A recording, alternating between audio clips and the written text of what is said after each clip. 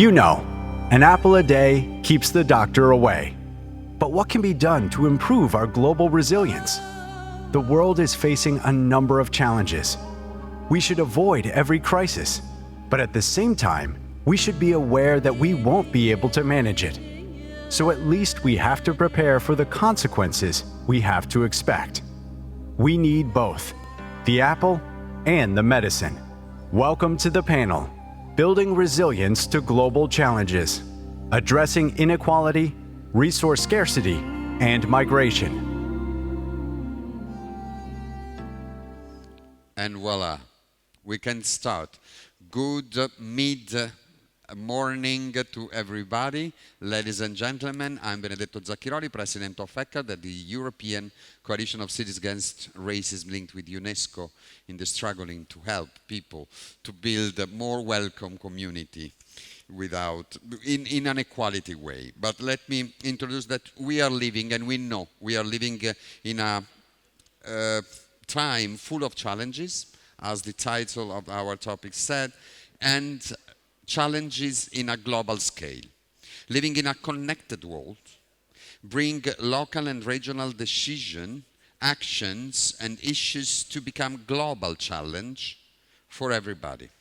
Climate change, wars, conflicts, migration, displacement, water scarcity, food security, inequalities within human families. So for example, SDG number 10 or number 11, they dream to build communities as inclusive, safe, resilient, sustainable. So this is the real challenge at the end. And our speaker worked on a global scale, starting from a local place. So I think that's our aim has to be global, thinking global, but remember that everything has to become local and real and effective and tangible. So I don't want to be longer and stall time to the speaker. I just dictate to them in advance the rules. We have not a lot of time, 5 minutes each speaker maximum for the first round, 3 minutes and 43 seconds for the second round. I will avoid to interrupt you if you are longer, but just the last 30 seconds of your speech, I will stand up here and you will be aware that after the 30 seconds, the moderator will interrupt you. And I ask you for a favor, just to avoid the danger to end our session with a negative thoughts. If in your speech at the end you can throw some drop of optimism, citing or telling to the audience, to us, a good practice on these topics that you already know. So let me follow the list that the Nizami Ganjavi provided to us for the speakers, and starting with Tomas Lamanauskas, that is the Deputy Secretary General at the International Communication Union. So, in a always connected world, that is thanks to you, and let me say, reality that you represent is always connected. What is the challenge? What are something and your perspective on these topics, challenges that we have? So thank you very much, Benedetto. And indeed, it's a pleasure to be here, and thank you very much for organizing us. And it's a pleasure to speak on behalf of United Nations Agency for Digital Technologies. And they've been in that business for a long time, since 1865, and seen quite a few technologies along the way, from telegraph to wireless technologies to satellites, and now, of course, different other aspects like artificial intelligence and so on. But today's topic, of course, is resilience, and resilience in the face of a lot of risks to it. And we've heard over the last couple of days a lot of that. Of course, we see wars that are raging. We see the natural disasters that are increasing in frequency. And indeed, statistics say that over the last 50 years, the rate of natural disasters increased 5-fold. And now, on average, we have around 1 medium to large natural disaster every day. And by 2030, we'll have 1.5 each day, just to have a perspective. Inequalities are widening locally and globally. And those of us who heard Dr. Treador speak in the opening of this meeting a couple of days ago, it was very clear that he said it's not about whether we'll have a next pandemic, it's just about when. But of course, it's another area which we represent that also faces risk, that is digital resilience, digital infrastructure that connects us all as a wall. Just this month, we have a couple of high-profile incidents. We had at least 3 submarine cables cut in the Red Sea, disrupting the flow of the internet by some measure about a quarter of the traffic between the Asia, Europe, and Middle East. Just actually Thursday, we had a major cable cuts on the West African coast, disrupting internet really drastically along a number of countries in West Africa. And this is real fact. Submarine cables, and just coming from our perspective, is a super important piece. They carry around 99% of the global traffic. That means every time, our voice, our data, and our means to communicate. And of course, this importance of that resilience is already recognized. Again, looking at the recent news, just this week in Italy, in G7 meeting of digital ministers, they issued also a separate annex to the resolution on specifically resilience of submarine cables. Definitely the topic that everyone is looking into. Now, when we look at the space, another frontier that secures digital communication, but also provides us with other different services, resilience, there is also at risk. We have now around 1 million objects in the space larger than 1 centimeter. And think what one object of 1 centimeter can do when it flies 3 times the speed of the bullet. So it's definite risk. Cyber attacks are increasing, and by some measure, around 80% year on year, so all the data breaches and cyber attacks. Why does it matter? It matters because I think most of us here are used to live in a world that's always connected and always available. And of course, COVID and pandemic showed how important it is for us to continue our jobs, education, and as well as social engagement there. Not everyone was so lucky. For example, the UNICEF estimated around 2/3 of the children didn't have internet at home. That means they were out of the studies. And with estimated lifetime earnings loss around 7 trillion for a 1 year lost. But even without pandemic, major economic sectors from healthcare to the industry to transport is definitely dependent on the digital connectivity. Digital connectivity is very important in disasters. Again, early warnings that allow us to be warned early about a disaster that's incoming is estimated they can reduce mortality in such occasions by around 8 times. Also, effective humanitarian aid is dependent on the ability of the humanitarian workers to coordinate aid. And if you want some examples of what happens when they don't have access to that, just look at what's happening in Gaza right now. So, the problem is, first of all, that of course not everyone has it. And we sit in these rooms, have Wi-Fi and all that, feel that's useful, that's everywhere. Regrettably, still around 1/3 of the humanity, 2.6 billion people, don't have that connectivity at all. And then in some measures, some more vulnerable populations have more difficult access. We talk about migration here, so forcibly displaced people are 50% less likely to have internet-enabled phone that allows them to connect. So, and of course, we have that measure of damage to digital infrastructure that's done around the world, and that causes those disruptions. Of course, we have a big damage done in conflicts. A recent assessment shows that in Ukraine, the cost of restoring digital infrastructure will take around nearly $5 billion, around $4.7 billion. But it's also important, and that's maybe kind of close, in that kind of, it's maybe just as a thought to think about, that around 95% of breaches, or cybersecurity breaches, occur due to human error. Around 70% damage to submarine cables occur due to phishing and anchoring. So just a thought is that while we talk sometimes about this conflicts between countries and people and all that, a lot of our resilience, and we see that in digital area, but also in others as well, are really something that can be affected by hygienic factors, by doing the right things, by engaging in the right practices. I think I already see Benedetto standing, so I'm not going very deep in different initiatives we're doing. I've heard I'll have a second bite at this answer. But I think really just to think of that is that we focus sometimes a lot about effects of conflicts, effects of damage that's caused by wars, we should also not forget that a lot of things, actually a big majority of things that depend on digital resilience is by just us doing the right thing every day, and we'll be able to talk about later on how we can do that. So back to you, Benedetto. Outstanding, no? Yes, thank you very much. Infrastructure, communication. We are human because we communicate, so without you we are really lost. So, from this global aspect, we go to from a local perspective, a regional perspective, Prime Minister, an ex-Prime Minister, Jan Fischer, your perspective on this from your point of view. Please, the floor is yours.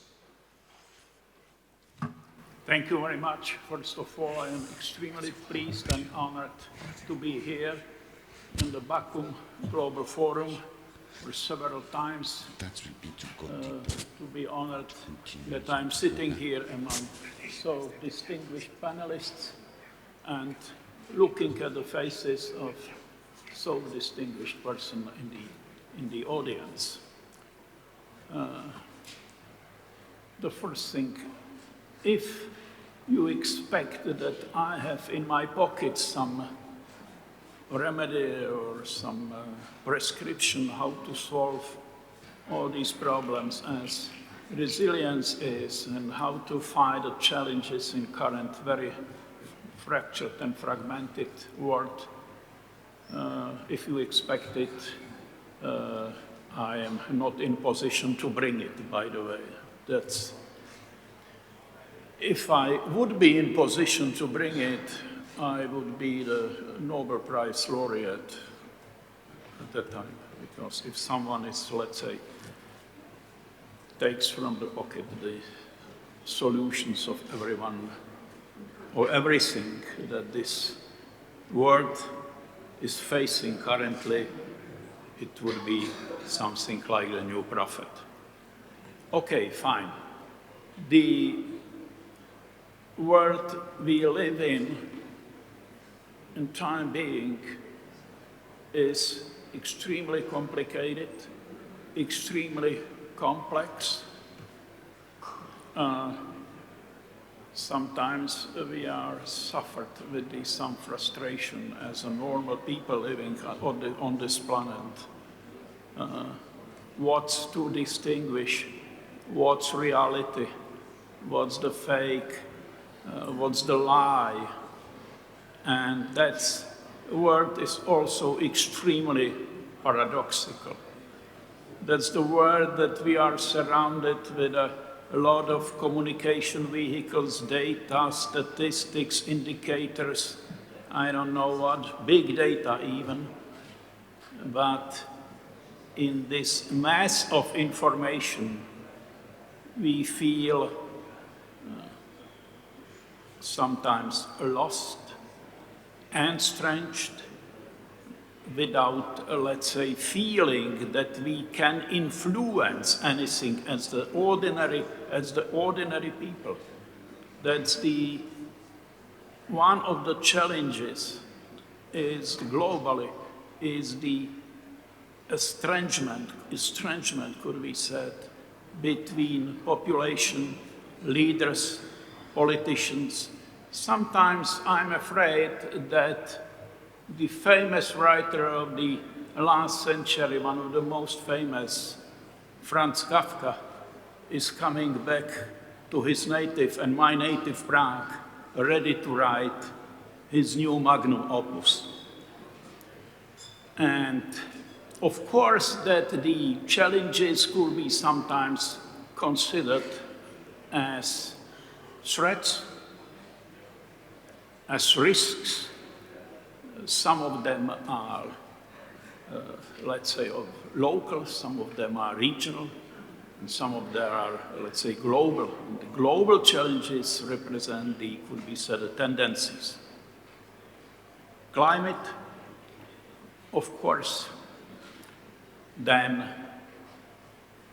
changes in global and tectonic changes in global economy, because we are now living in what I can call as a post-globalization world. After COVID, there were a lot of delivery chains, broken, failed, not recovered so far, so we are talking about rather fragmented globalization than the globalization that we were facing before. The climate change is something which has to be solved globally, and we have to act locally. That's the first thing. We have new challenges, and we have new fears, and we have new resilience. For instance, in Europe, no wonder that the European countries and EU countries are, let's say, doing their best to increase the military or defense expenditures, because that's necessity. Because the threat we are out facing in Europe is extremely high that we see that deterrence is sometimes a kind of resilience. But Europe is not only the continent where the troubles people are facing. So that's why that's the extremely high and let's say, requirement to politicians to behave in accountable way, not to reduce the politics to the assumptions of politics, not only the institutions, not only the elections, not only the parliaments, but open society, civil society, opening the doors for NGOs and good treatment of minorities. This is very important. Inequalities, that's the last what I would like to say. They are growing up economically, socially. If you look at such, let's say, classical statistical figures like Gini coefficient represents, it's worsening, clearly worsening. We are facing the best. Rich are getting richer and poor are getting poorer. That's the soil for diminishing the role and the position of what we call the middle class, and what it meant in the previous century, we know it very well, and what were the consequences. So, okay, it's the first round. Everything I wanted to say. Thank you very much. Thank you. I'm lost. Okay. Thank you very much. We follow this flow also about communication. You say that there is the mess of communication. Maybe the meaning are mass communication, mass media, not mass media, but the risk to confound. It's really at the door. So from this local perspective, not local, but global perspective, we pass from Czech Republic to Mauritania, till the Mauritania, and we listen the Ahmedou Ould-Abdallah, something like that. I really, forgive me for that. But please, the floor is yours. Your 5 minutes are here. Remember also a drop of optimism at the end, if you can. Thank you very well. And I'm happy to be not only here, but to be on this panel, building resilience and global challenges, inequality, resource scarcity, and migration. In fact, the main issue, or the title for me, is migration. All turn around this, and this is why my emphasis will be on migration. And, you know, not to be provocative, why we have this migration? Is it because overpopulation, as often we read in the South, or is it underpopulation in the North, which is not often reported? In any case, there is a demand, but in addition to a demand for migration, there are deeper and more serious causes of migration. It is war, external intervention. If you look over the last 10, 20 years, all this war in Southeast Asia, my generation, it was Vietnam, then Afghanistan, then Middle East, and going on, not mentioning Latin America and Africa.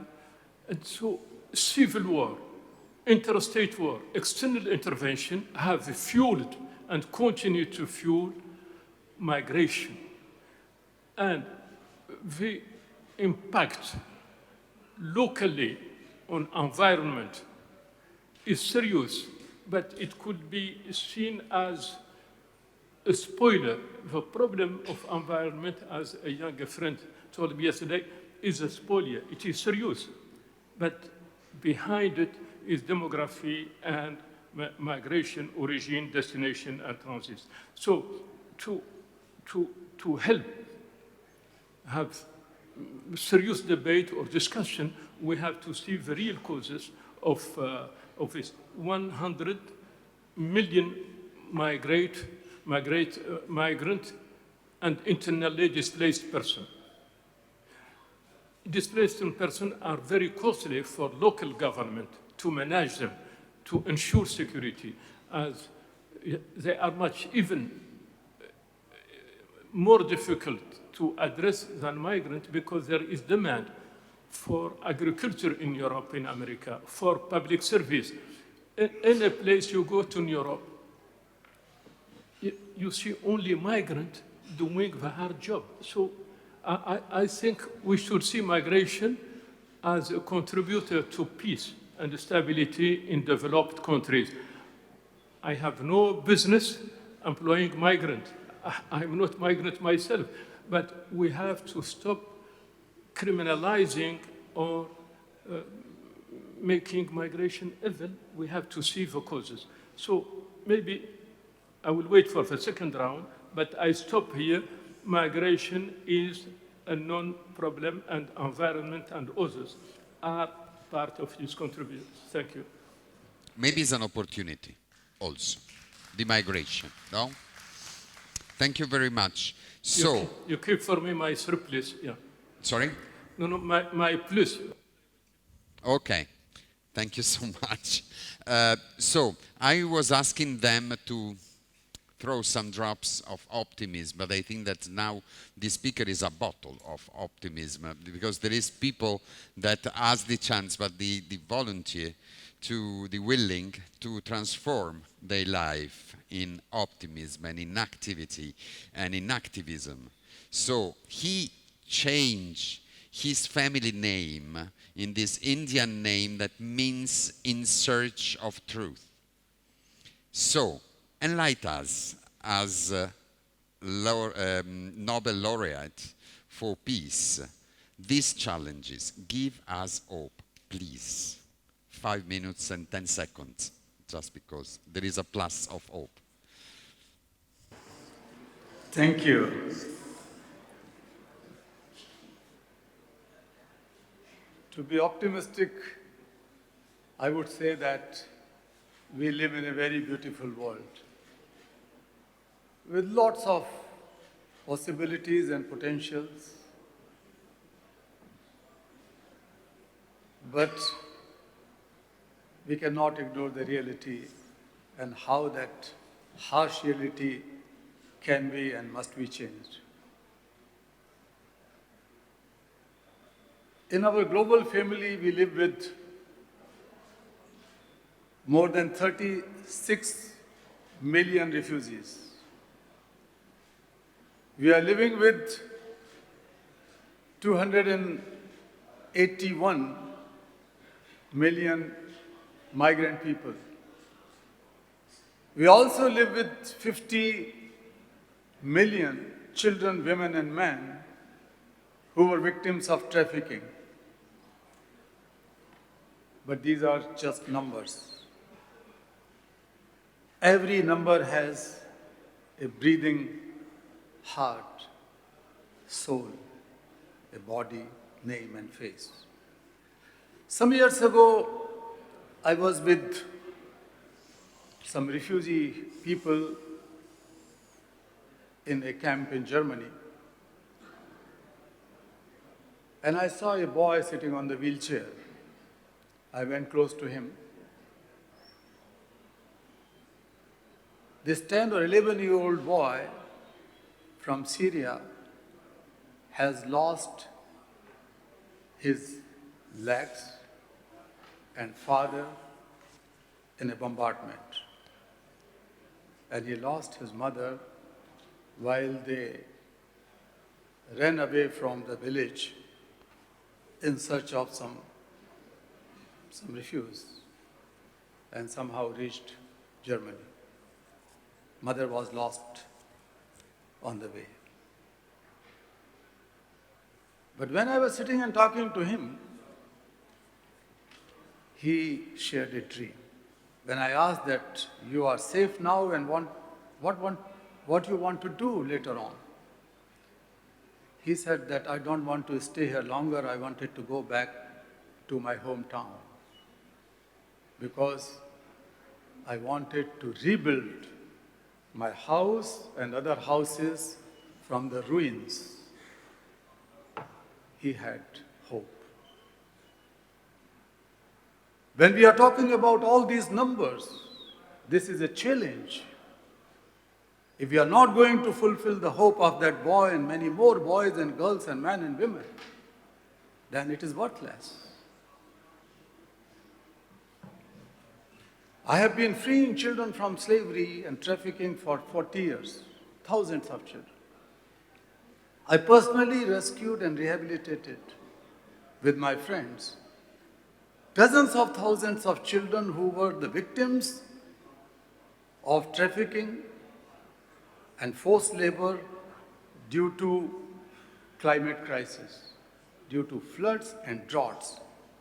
Sometimes their families have to run away in search of better livelihood, and many a times the children were lured away or trafficked to work in forced labor conditions. One time, when I freed a group of children who were pulled, and kept in a basement where they could not see the daylight for more than 6 months. And when they came, they could not see the world. Their eyes were blinking, seeing sunlight after 6 months. I thought that these children must be missing daylight.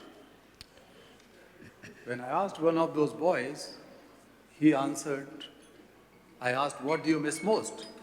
He said, I missed my mother because I could see the world and feel the world and love through my mother. Now I tell you that thousands of such children who were the victims of forced migration, displacement, and trafficking due to these disasters and climate crisis, they are better human beings. They are helping others. They are teachers, doctors, lawyers, engineers, and they are shaping a new world with that hope. And we have to live with that hope and believe in the possibility which exists in each one of us.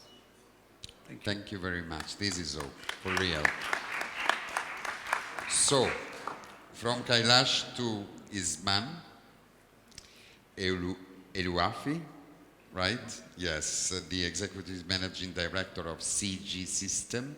I say CG System because all the acronyms is impossible to pronounce. Yeah. But for you, what are the key issues to address when we think about building resilience to global challenges in conflict-affected states? Thank you very much, Benedetto, and it's really a pleasure to be here. And I thought, since we are talking about resilience, let's define it better. And resilience is the adaptive capacity of people and communities to withstand crisis, situation, be it an extreme event, a pandemic, a war, a conflict, or major natural or man-made disaster. And basically, it's their capacity to withstand it, to withstand the shock, and to bounce back. So what we want is people, once the shock is happening, they can survive and go back to their status of before and develop. So if we look at what's happening in the world right now, and particularly when we talk about conflict and post-conflict, what we are seeing is that that adaptive capacity of resilient community, it's eroding day after day because the challenge is just too big. We have environmental degradation, we have climate change, we have wars and conflict that are multiplying, and we have many of them are in hotspots in our region of the MENA. So under all of these conditions, what happens? The inequalities and the gap gets bigger. So we have inequalities between those that have and do not have.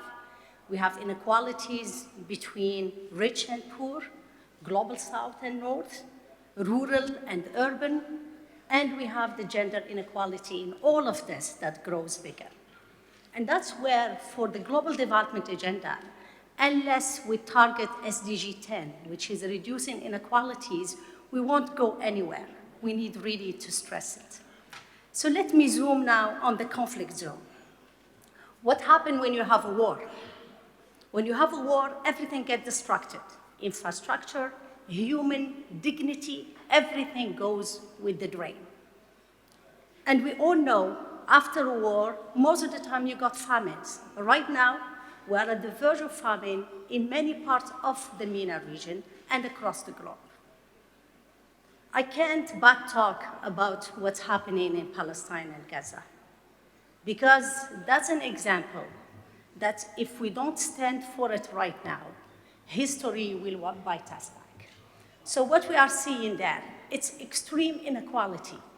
On one side, a country that has all the weapons of the world. On the other side, a small community and population that has none of it. What we are seeing is extreme discrimination towards a population that has no means, not even food. Even food and water have been weaponized in this particular situation. So we have seen bombing of UNRWA, where you have food that normally should go for those people that are affected. We are seeing bombing of refugees in their tents. We are seeing bombing of people that are queuing to get humanitarian aid. And as a mom myself, I can't but really feel very saddened to know that many moms are not feeding themselves because they have to give food to their kids. So all of this shows us that war has to stop everywhere. And I just heard Yves Le Terme yesterday saying that within the European Union, they're gonna doubling their budget for defense. So globally, instead of reducing our defense budget, we're increasing it. And we are increasing it because we have so many wars that are going all over the places. So I think, in my view, food and water are human rights. Even in conflict and post-conflict, we need to go back and make sure that people have access to food and water. But the other right that maybe we are not talking enough about, it's dignity right. We're all human.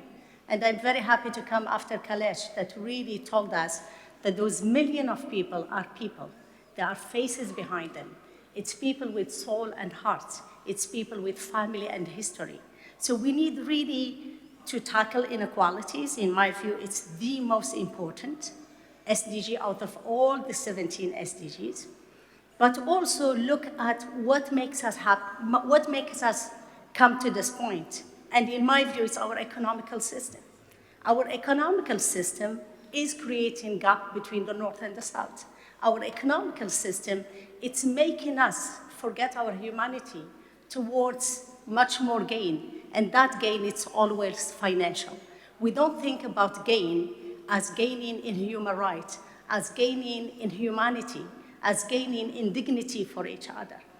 So for me, really, to sum it up, resilience is needed, but we can't put more and more stress on people. Communities, at some point, it's like in any curve. You go, and then you drop. So we can't keep asking the same population, particularly in the global south, to really elevate and to be more and more resilient. If we look at the Palestinians today, they are the exemplary of resilience. So those people over 70 years have been really surviving and continuing their battle. So resilience is there, but we cannot continue because not only we are creating the war, the problems, the discrimination, but also the climate is changing, and that climate is putting more stress on the same communities because those vulnerable communities are always the losers, And unfortunately, Benedetto, I cannot finish with a positive note right now, because really when I feel about it, if I feel I am a small-scale producer in Sudan, in Gaza, in Somalia, in Afghanistan, I'm doomed. I don't have any hope whatsoever. Thank you. Thank you to you, really. But there was also some positivity, in my opinion, in your speech. Absolutely, there was. So let's go and pass to Salvatore Arico, chiedo scusa, Chief Executive Officer of the International Science Council. Biodiversity, this idea of inequality, but diversity, but biodiversity, human diversity, world diversity. What is the science approach of that? Thank you, Chair, and good morning, everyone. I'm very happy to be here, and thank you very much to the organizers of this important forum. I'd like to suggest that we take a step back and look at two terms. One is resistance, and the other one being resilience. And in ecology, resistance is the capacity to resist change. And resilience is the pace at which a given system goes back to the original state. So actually resilience is much more a conservative term than we think. And if you consider that in addition to resilience, we also refer often to risk in a way that shows that we are afraid of risk, and also uncertainty. All of those terms are quite negative terms, aren't they? Those are terms that make us resist change, the notion of change, that make us wanting to go back to the original state. But we live in a dynamic world, and we should embrace risk and embrace the notion of change. Of course, you need to reduce uncertainty. You need to put in place foresight and anticipate. So, in that context, the science, and in particular actionable knowledge which is generated through science, can provide some responses. But currently, we live in an environment which is very diverse, also from the point of view of viewpoints, opinions, but the information environment in which science operates is actually highly confusing and creates a certain level of mistrust in knowledge that is generated through science. That knowledge is not, the absolute truth, but it's something that one can rely on in order to embrace the notion of change. So, as Ambassador Koroshi, who is present here, former president of the 77th session of the General Assembly of the United Nations, put it, possibly science is the only universal language that is left. And there are a number of examples that actually justify that statement. Take, for example, water. Water is transboundary water systems by definition. Ocean areas beyond national jurisdiction, the space race, and what space technology can bring. For example, Tomas spoke about the IT infrastructure, which nowadays is mainly space-based. Other examples are health, pandemics, the discourse on artificial intelligence, which is framed differently in the global north versus the global south, but at the end of the day, it's something that affects all of us. Artificial intelligence, the information environment, impact on job creation, but also provision of sustainability, solutions to sustainability through AI. Agricultural science and technology for development, the contribution of science to nexus issues at the nexus of food security, weather, energy, and climate. So, what I'm suggesting, and I think this is very relevant to a forum like the Baku Forum, where we hear a lot about geopolitics, but science also has a seat at the table. And if you look at the world through a science lens, Well, you realize that actually all of those borders which do exist because nations are and will remain sovereign, in a way, they are meaningless if you look at the world through a science lens, because the world is interconnected. And therefore, my message is that we should be investing in science diplomacy, to the point that science is diplomacy, and obviously in international collaboration.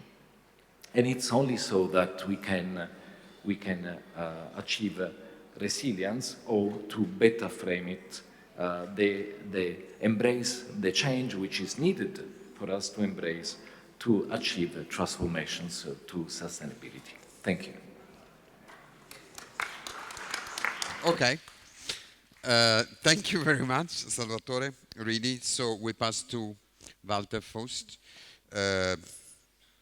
Your opinion of that, the globalization from Switzerland, one of the richest countries in the world. What is happening in the world? What is your, in this fractured world, the challenges? What is the hope? Well, thank you, Mr. Moderator. When I listen to my colleague speakers, I created the slogan, global in scope, local in solutions. We always think that globalization is really working well. It's not. The globalization dividend is very low for a huge, overwhelming number of people all over the world. But let's come back on some other issues. ICT for development, early 90s. It was so difficult to convince the development actors that they will become the biggest development enabler over the coming 30 years. And it happened. But it's good to be connected. It's excellent to be connected through all parts of the world. But do we understand each other really better? Do we have at the same time also, or did we promote intercultural understanding or intercultural competence in communication? No. In the whole of Western Europe, there are now only 2 faculties at universities offering a master in intercultural learning and communication. Can you imagine? But this is, even in business, I experienced how important it is to understand the partner in order to reach out to him. And the same is in development and development communication. In my experience, development and development cooperation is a bottom-up and not a top-down issue. Bottom-up because it's about people, it's entrusting people, it's accommodating people to do what they really need and what they want, and that they get access to what they need in order to fulfill their goals. So stop those diplomatic efforts of ever introducing new conditionalities. There are markers to be put in deciding what goals you want to achieve. I agree. But that's built in the objectives, but not a precondition to start. This is the biggest sin I have experienced over 30 years in diplomacy and development cooperation, that always people not understanding anything at all are coming up with a discussion about conditionality. What should be first fulfilled to start, instead of how could we contribute to realize those goals. The SDGs, that's wonderful. In my opinion, they are fixed stars we can search orientation for them when we walk on the grounds. But let's not finance herds of consultants observing the farmers in the fields, observing how the water is carried and so on. They might have an importance, but give people trust and see the results, they will come upon. I remember in Rio when the local Agenda 21 was launched, and then we had this discussion about the triangle between economic development, societal development, environmental development. Then, of course, a fourth dimension appeared later on, and that is climate change. So what is the scope of this square? It's actually the values, it's the ethics, and the tissue, the societal tissue, how to work, how to live together, and so on. I have two last points. There is no security without development, and there is no development without security. If we do forget that, we never know what starts first. And I think another issue is managing risks. We have a very few countries where you can find a chief risk officer in the Prime Minister's office. But we have globally complaints that they cannot insure risk. It's not about insuring risks, it's about managing risks. There are enough analyses done about risk, but not enough to manage. And the last point, mobilizing financial resources. In national parliaments, that's not so easy. I never left my capital when I knew that the finance commissions of the parliament had a session. I wanted to be there in case of, and they often tried to cut down the budget. But I would like to tell that to my partners in a number of developing and other countries. It's not self-evident to go through that, I call it octagon of accountability. I leave it there, but see, please, also both sides and not just one. Thank you. I totally agree, and I think all of us, we agree in this moment, but we come back to the United Nations system and listen something from the voice of Richard Kozul-Wright, that is Director of the Division on Globalization and Development Strategies at the United Nations Conference on Trade and Development. Please. Benedetto, thank you very much. Thank you to the organizers of the Baku Forum for inviting me. I want to talk about SDG 10, the reduction of inequality within and between countries.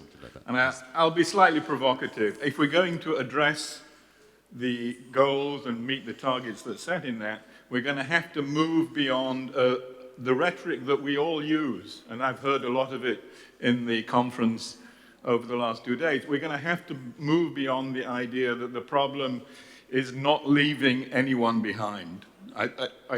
I want to argue that's not the way of thinking about meeting the inequality challenge. The SDG 10 was important because it was something more systemic than the poverty challenge, which was at the heart of the Millennium Development Goals. And I think it was also important because it highlighted the depth and the strength of the kinds of risks that we've all been talking about, and the challenges that those pose to trust, to solidarity, the problem of estrangement that the PM Fischer talked about in his remarks, all are rooted in a world that is increasingly unequal. And if you ask economists who measure these things what the big trends are, they've argued that we've seen a lot more inequality within countries over the last 30 years, somewhat less inequality across countries. I don't think the latter is true, although it's true, but it's largely due to China.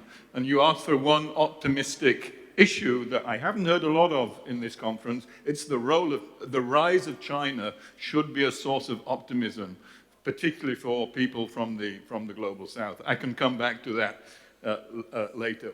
When economists want to, and I'm from the peculiar tribe of economics, it's a peculiar tribe, the economics tribe, and I'm a member of that peculiar tribe. When you ask economists what are the causes of these growing inequalities, they've struggled between two potential explanations. Some people initially, particularly in the 1990s, argued it was trade that was the source of this growing inequality within countries. Economists are uncomfortable with that argument. Trade is a beneficial thing and we don't like to put negative attachments to trade. Instead, they focused on technology as the source of inequality. And I think that's where the idea of leaving no one behind comes from. The idea that technology is moving us forward at an increasingly rapid rate, and that somehow we've forgotten about some people who are not benefiting from the new technologies, communication, information technologies, etc., that we've seen evolve in the last few years.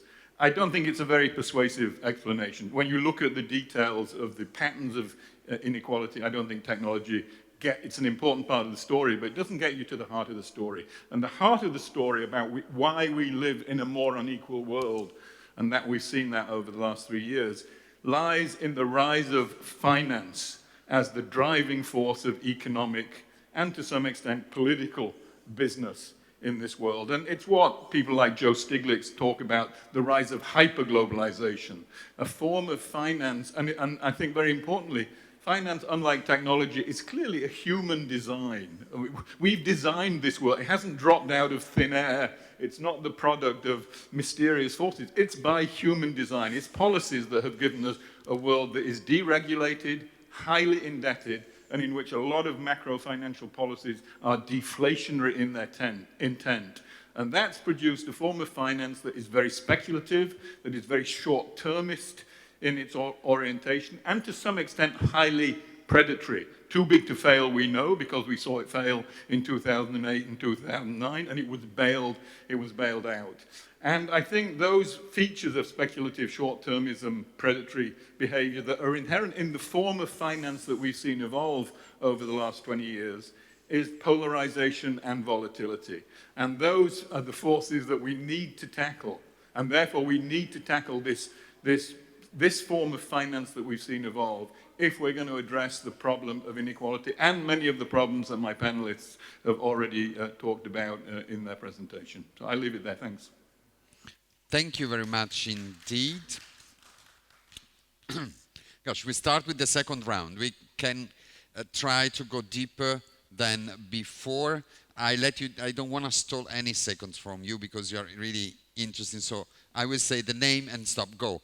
So Thomas, some initiatives or something that you wish to complete. So thank you very much, Benedetto. And indeed, it's so interesting to hear the panelists that shows that how multifaceted issue resilience is and how the different elements there need to come together.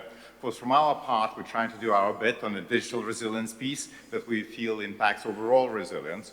Of course, one piece is trying to deal with the conflicts, and that you issued in a recent months, I should say, the calls for protecting connectivity infrastructure in conflict areas, including specifically in Gaza, Sudan, Ukraine.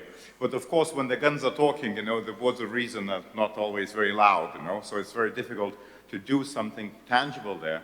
But at the same time, of course, there's a lot of, as I mentioned before, can be done on a more longer term and hygienic, sometimes called level. So first of all, we bring all the partners together to work with us on bringing connectivity to everyone. So we have a Partner to Connect coalition that so far raised $46 billion in pledges of bringing connectivity and digital technologies to everyone. We also working with the United Nations High Commissioner for Refugees on connectivity for refugees initiative. So again, trying to help with the digital to to address those important topics, and again aiming that by 2030 all major refugee hosting areas should have available and affordable connectivity. We also work on supporting cybersecurity, and again, not necessarily on the state-on-state issues that become very quickly political, but ensuring that every country has its own cybersecurity capabilities. And currently, around 130 countries have cyber incident response teams, and out of them it's 80 developing countries, so we really see that being built up in that area. Finally, we also work on helping countries on national communications emergency plans, and then leverage together with other partners digital infrastructure to help with disasters through early warnings for all initiative, where announced by Antonio Guterres, aiming to bring by 2027 the coverage to all the world of early warnings that can save lives. We're also now investing in partnerships on channeling digital investments in digital infrastructure, helping industry to coordinate digital resilience, and then building sustainable space economy.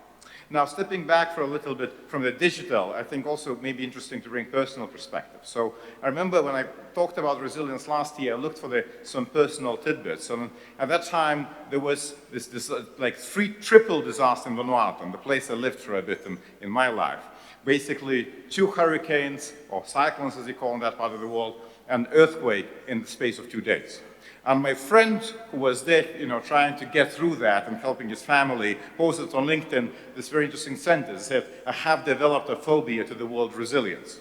Because everyone was saying, just keep resilient, like we're strong people, we're resilient people, we'll get through this. Regretfully, a lot of people around the world are probably now getting the phobia to that word and asks, as these shocks just keep coming.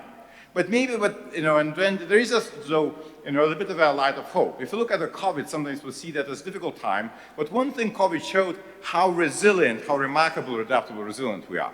From our own area, the global internet traffic surged by almost 40% in just a space of a few months. But the networks kept going and kept supporting us, and provided our ability to be connected, to work, to learn, and others. We developed vaccines, when you look at that, so quickly, and that's probably the first time in the command team. So when we put our minds and energy to that, we can resolve that. I think one thing, we cannot afford to be tired, and we have to harness that energy and learnings from the past to keep that resilience going. So thank you for that. Oh, thank you really, Thomas, for the time, and also for these drops of optimism also that you gave to us. So Jan, the floor is yours. Thank you very much once again. Listening to the panelists, thinking over what's the most important thing in my opinion.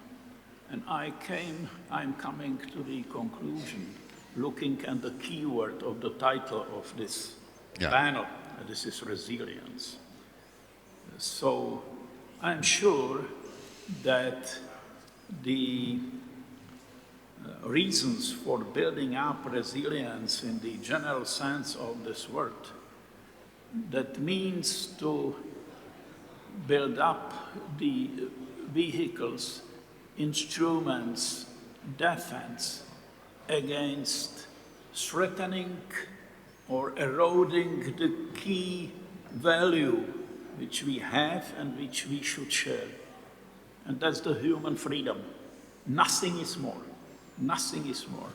So freedom to speak, freedom to gather, freedom to travel, freedom to move, to the right to live in, let's say, in dignity, in better conditions, to have accessible healthcare systems, to have the access to the education, to have access to the energy, and against the authoritarians, against the dictators, against the regimes which are diminishing or eroding this principle, fundamental value that we have, and could be said, that's the most important asset that the civilization and the mankind has been developed over the time. With a lot of victims, with a lot of casualties. And there are a lot of people who are fighting for keeping on this. last point for you. I would say you would ask me whether I could stay as optimistic or not. This is very difficult, by the way, to stay optimistic in this fractured, fragmented world. But I do believe that the mankind and the politicians, others, will find could be said, the self-saving mechanisms to improve the conditions and the environment we live in. That's the job for politicians. That's the job for people to stop populists, to vote the proper political elites, credible politicians. That's the job for civil society, for NGOs. That's the job for international organizations. Doesn't matter whether governmental or financial, international financial institutions, to, let's say, seek for much more efficiency, effectiveness, and much less bureaucracy, and much more communication. And important is, last but not least, is the role of business, which is very important to be invited, to be involved, and to play the role as one of the most important factors, because that's could be said, the engine of the modernity and the progress. And I think that we have to do, politicians have to do everything that no one would remain forgotten, lost, even badly frustrated in a way. And I do believe that that is positive. We can do it. Thank you so much for that. Yes, we could and we can, as someone said several years before. And that someone was the American President Obama. So. Thank you very much indeed. So, Ahmedou, you have 1 minute more, because before you use 1 minute left. Thank you. I would like just to emphasize what I have said earlier. Migration is part of life.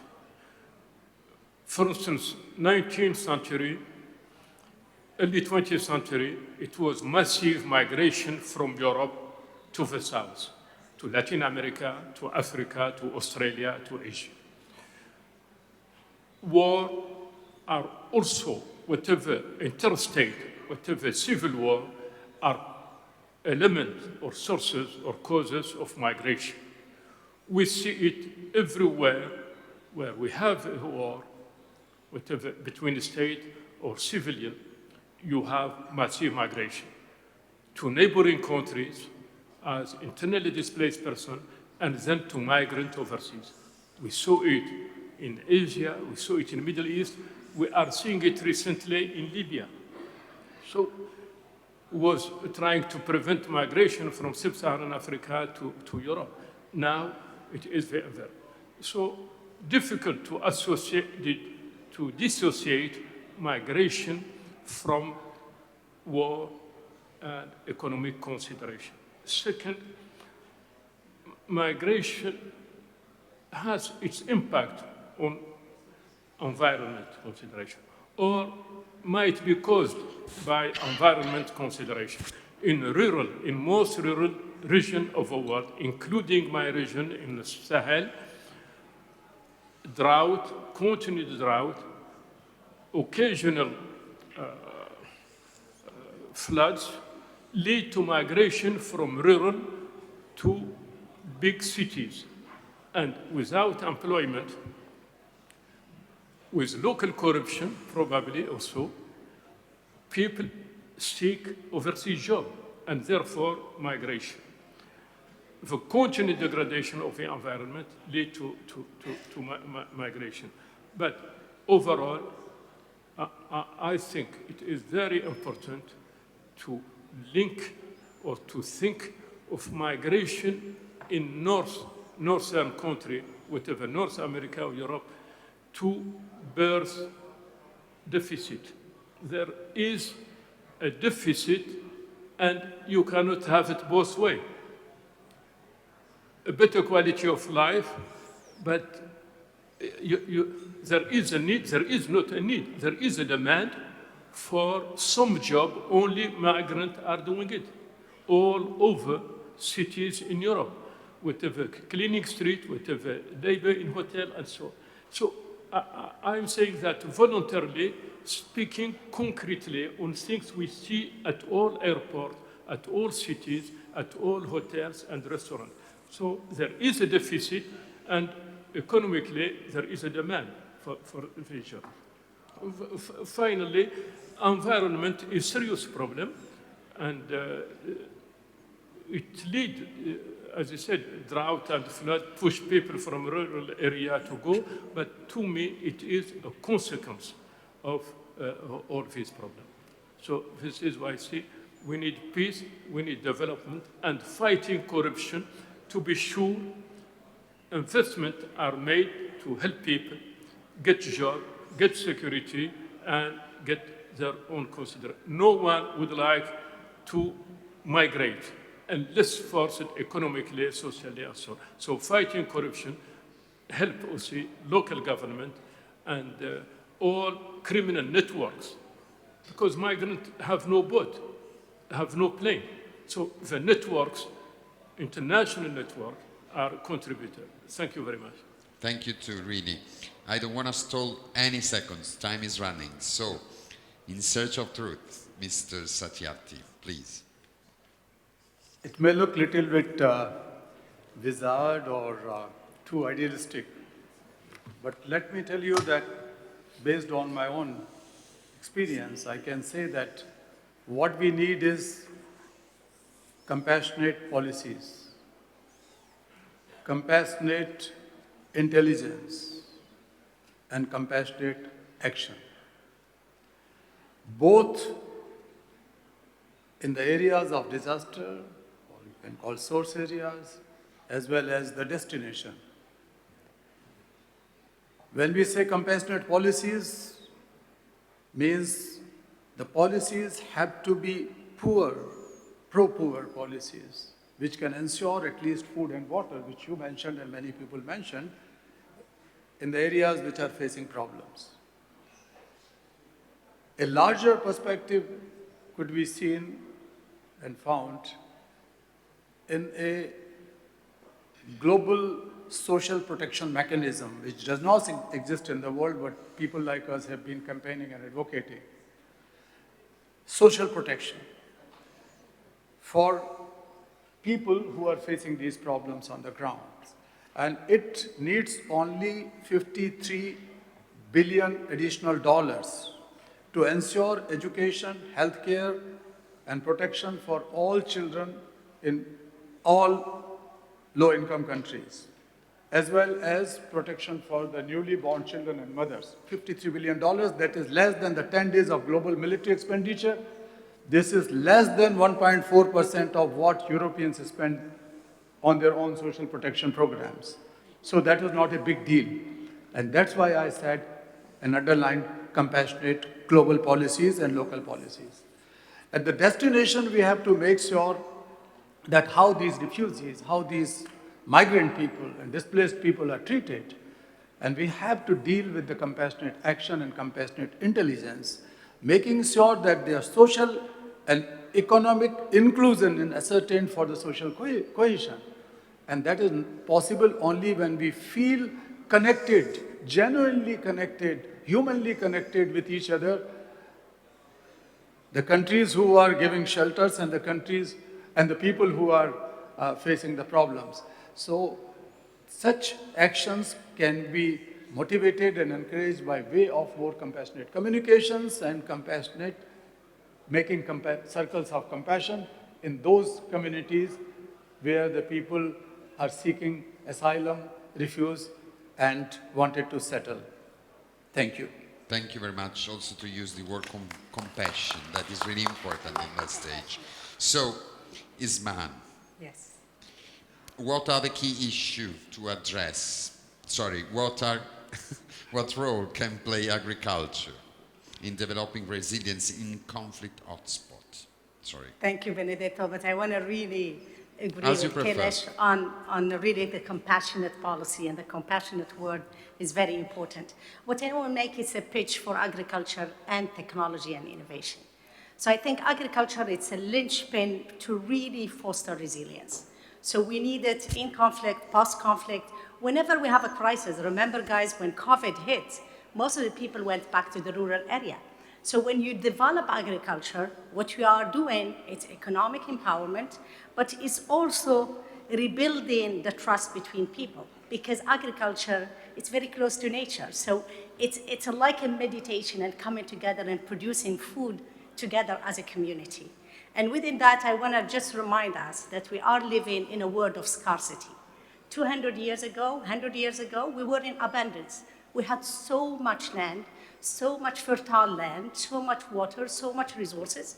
Today, we are in scarcity, and because we are in scarcity, we need to produce more with less, and that's where technology and innovation is very important. And within that, I believe really agriculture is one of the areas that is really can help us to focus on rural areas. When I talked about discrimination and inequalities that also Richard addressed, the inequalities between rural and cities, it's quite urban and rural, it's quite big. And what we need to do is use technology right now to really bridge that gap, to allow the rural areas to become more viable, more productive, more containing of its youth in terms of employment and in terms of life. And Switzerland, I think, it's a great example of how they did it. So within that, in cities as well, we have to look at circular economy, we have to look at sustainable consumption, and we need first and more to develop technologies for early warning. So we look at the flood in Pakistan last year, the flood in Libya this year. There is many disasters, other than man-made disasters, that we need to be more ready for.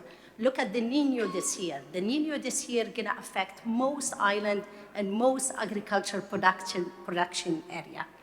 The other maybe point, as looking at the solution, it's community-based initiative. Engaging the local community, when we talk about resilience, it's the best way. Because it again built that trust, it built that compassion between people, and it built a system that will continue forever, that doesn't need external people to come in. From the climate change side and from the disaster coming from that impact, I think soil conservation is a very important component because it allows us to reduce desertification, salinization, soil erosion, as well as help with the water scarcity.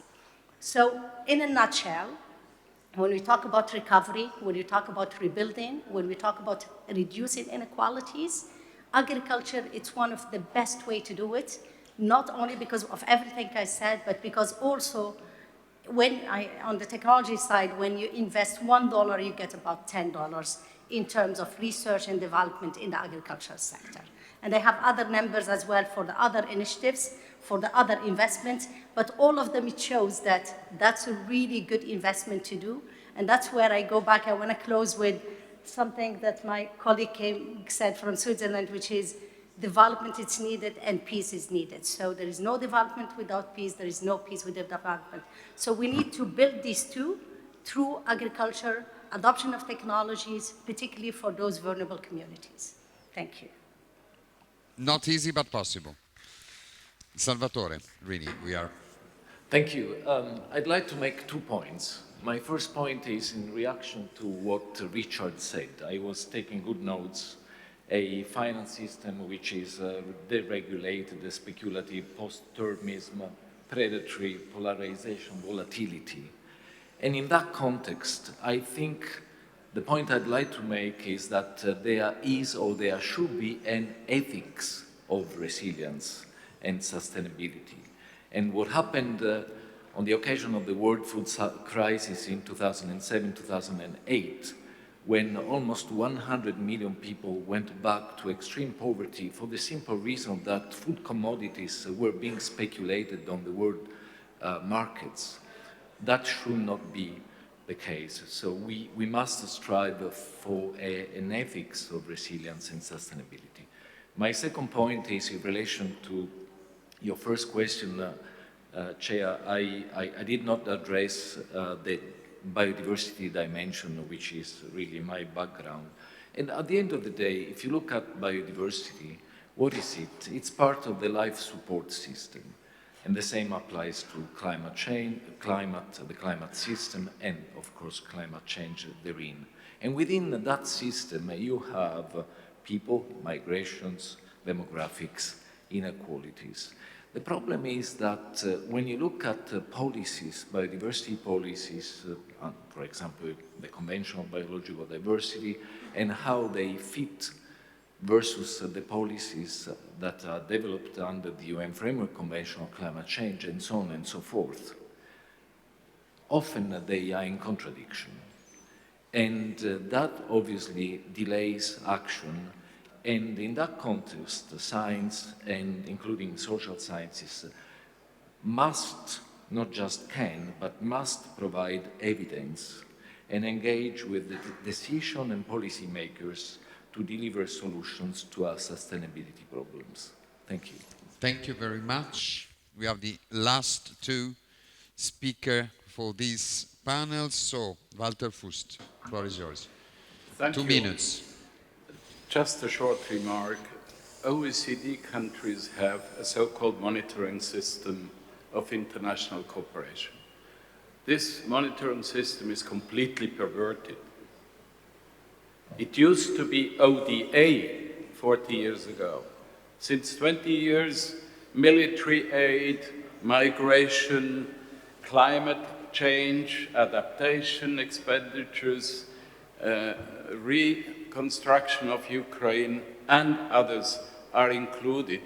And all goes to the detriment of really needed basic development cooperation. I really blame those who do not blame those who create and monitor that system. I am a professional optimist, my dear friend. So I believe in people. I believe that we have to trust them. And I did that, and I got barely disappointed. And I asked once Bertrand Piccard, the balloon pilot going around the world, what is a pilot doing in a balloon when there is no wind? He said, basically you have two options. Either you wait for the wind or you change altitude. So I think in politics and in forums like this, we have to take into account that we have sometimes to change altitude, go closer or go further away to have the right angle of viewing those problems. But at the end, it's people-centered. Thank you. Thank you very much. Richard. Yeah, thanks. You know, economists tend to have a very limited view of human behavior, unfortunately. So I would endorse the notion of values like compassion as being central. And in fact, you know, if you read Adam Smith, Smith believed in those kinds of values as the basis of what he called a moral economy. But it's not enough, actually. I mean, job security, food security, energy security, the ability of developing countries to adapt to climate shocks, all require investment on a significant scale, on a much larger scale than the current system is providing. And we have to look at success stories, I think, here. The countries that have been able to mobilize resources on the kind of scale that is necessary to build the resilience that you've all been talking about on this panel. And the truth of the matter is that when you look at the world, the countries that have done that are essentially countries from East Asia. It's not just China. It was true of South Korea before that. It was true of Japan after the end of the Second World War. And Western policymakers and thinkers need to look at those experiences, and particularly those from the South, and ask what were the policies, what were the institutions, what were the regulations that those countries have used that have allowed them to mobilize resources on the kind of significant scale that we've all been talking about in this conference to meet the multiple challenges that countries face. And I think what it requires us to do, and again, I haven't heard a lot about it here, to rethink the role of the state. If you look at the Chinese and the East Asian examples, they didn't leave things to business. That was not the East Asian model. They didn't leave it to the market. They didn't leave it to the business. They were capitalist economies, but they had very powerful states that were able to discipline their business sectors when things weren't going right. And we need to get back to that kind of thinking, which used to be part of the European tradition too, to be quite honest, after the end of the Second World War, if we're going to meet the kind of challenges that we face today. Good platform to launch a revolution in this sense, I think. So let me thank all the panelists here and in Islamic Anjabi International Center that organized and decide to put them on this stage. And let me thank you for the patience. I think it's time for the next panel. Thank you very much indeed, and stay positive.